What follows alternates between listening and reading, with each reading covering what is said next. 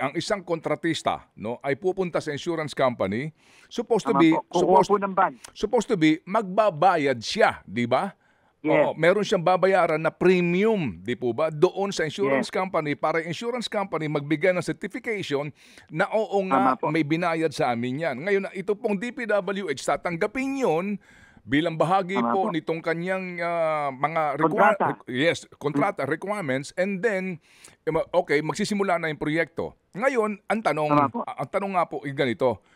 Totoo ba na nagbigay ng pera, nagbayad ng bond, depende po sa komputasyon, yung pong kumpanya, yung construction company sa insurance company? Dahil baka po naman po sinasabi ho dito, marami ding mga ghost transactions na wala naman talagang ibinibigay na pera kasapakat yung insurance company sa pagbibigay ng certification, and then at the end, ang kumikita lang po dito, ay yung pong taga DPWH at mismo yung insurance companies. Tama po. So kasama po yan sa pag-iimbestiga natin. Kung meron nga, at kung meron man, kailangan habulin po yun. No? Kailangan habulin yun. No? Pero posible po talaga na meron kasama din sa sindikato, pati yung mga insurance companies para magbigay ng peke, o sabi mo nga, Sir Ted, na ghost retention ban. Posible din po yun. So kasama po yan sa mga iimbestigahan natin.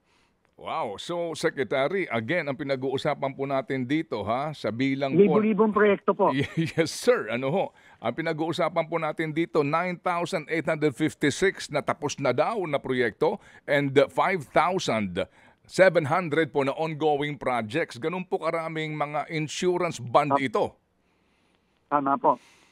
Tama po yan. So, paano po? Nakakalula po talaga, Sir Ted. So, who will be in charge dito po sa forensic examination po ng mga dokumentong isinumite? Baka ho kasama ito sa mga sinusunog na siguro, sinisira ng dokumento. Ito nga po ay sinicure na actually. Pagdating pa lang po namin si General Bisnar, katulong ng PNP, sinisecure na po yung mga dokumentong yan. Pero ang in charge po dito ay yung opisina ni now Undersecretary Ato Bisnar at now Undersecretary for Legal Samuel Torgano. Okay. Sika po ang dalawang in charge po dito. Okay, sige po. So talaga pong ito ho'y dagdag nga sa I'm sure. Madumi po to. Napakadumi po ng itong kailangan linisin po talaga dito at ayusin, Sir Ted. Okay. Napakadami pong involved dito. Mga kapatid, brothers and sisters, saan ka pa? Dito na tayo sa totoo.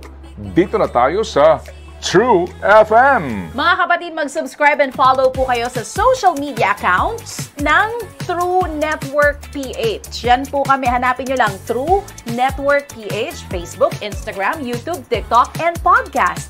Mapa Apple or Spotify man yan, mahahanap nyo kami. Lahat ng mga napapanood at napapakinggan nyo po sa programa, nasa social media accounts namin yan. So, paano mga kapatid? See you sa social media!